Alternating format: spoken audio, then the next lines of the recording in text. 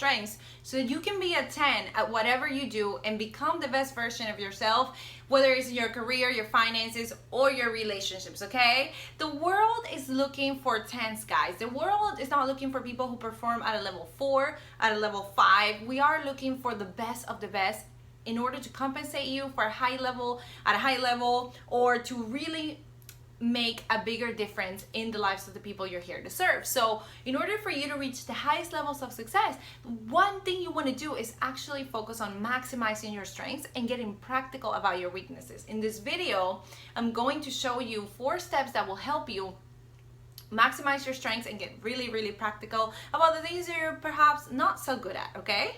So let's get started.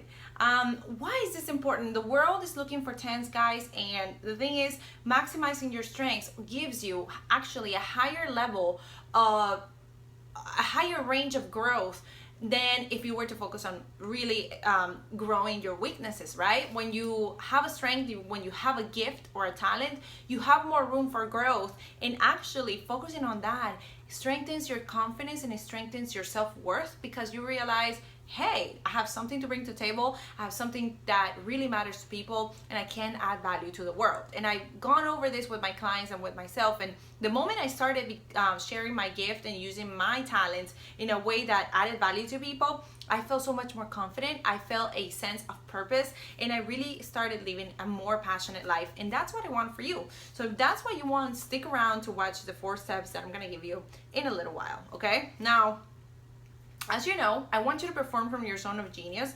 And the one mistake that a lot of people make is that they overanalyze their weaknesses and they obsess about their problems. Today, I want to encourage you to stop obsessing about your problems and to start focusing more on your strengths, okay? Most people are always like, oh, I don't know, I suck at this, I'm not good at this.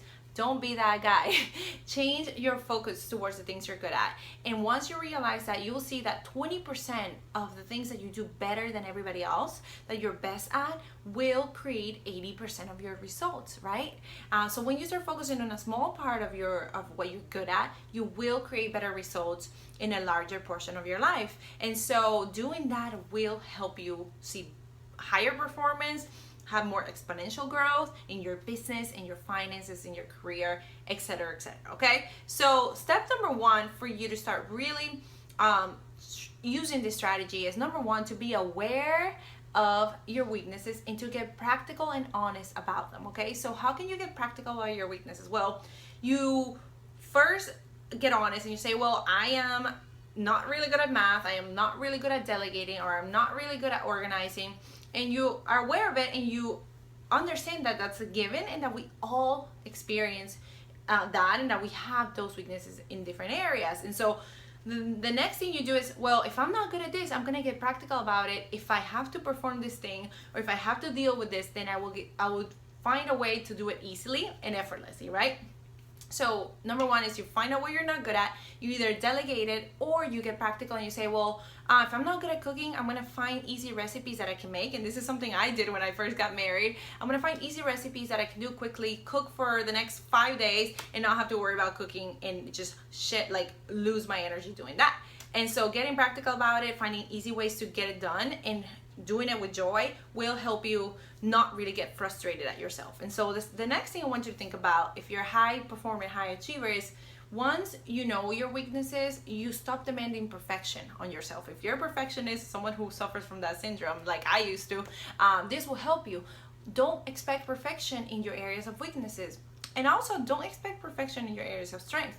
But really, once you know what you're not good at, you say, well, this is not my forte, so I'm going to just get it done and move on, okay? And so get it done and move on, and set realistic expectations for those things that you're not a master at, okay? Now, number 2 is be aware of your strengths and spend most of your time there. So single out the things that you're really good at, and make sure that you know what those are and what things you do extremely well with little effort. Think about the things that people actually compliment you for and that you would do for free. And so once you do that, try to divide those 2 things and figure out which ones are hobbies and which ones you would want to do to add value to others and perhaps get compensated from doing it, right? So for me, it was like, I love to dance, but dancing is one of my hobbies. It's not going to be my career.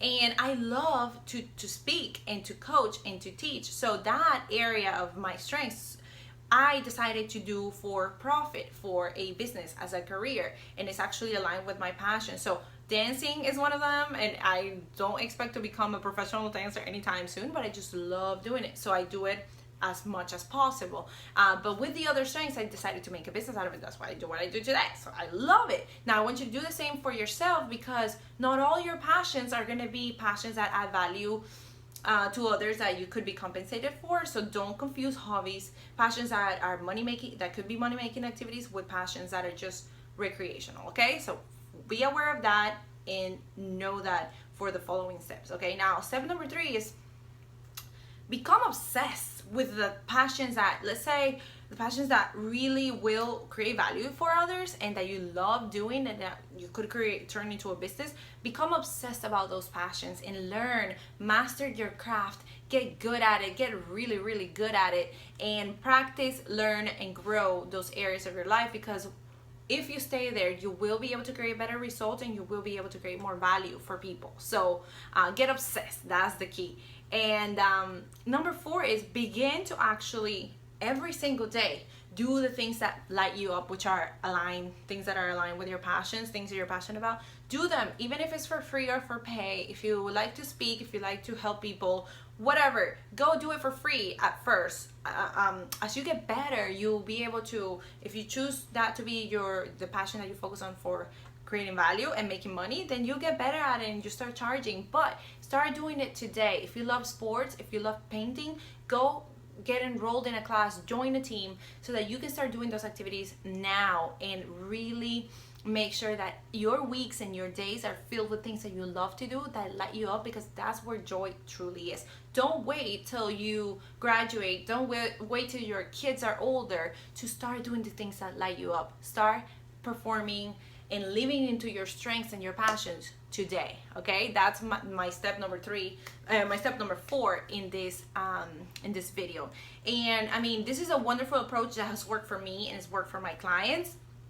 And I highly recommend that you become obsessed with the things you love, especially with those passions that you really want to pursue as your career or as a money-making activity. If you like photography or dancing or event planning, get obsessed and become the best at what you do, because that will bring value to the world, and the world is waiting to receive your gift. So go out there, go live your passion, get excited, and remember, your weaknesses, God's strengths are made, God's strength is made great in your weakness. So don't worry about your weaknesses, leave them on the side. Just do damage control, handle them, get practical, but spend most of your time focusing on your strengths and sharing your gifts with the world. I love you guys. Remember, you were made for greatness, and I'll see you in the next video. Bye.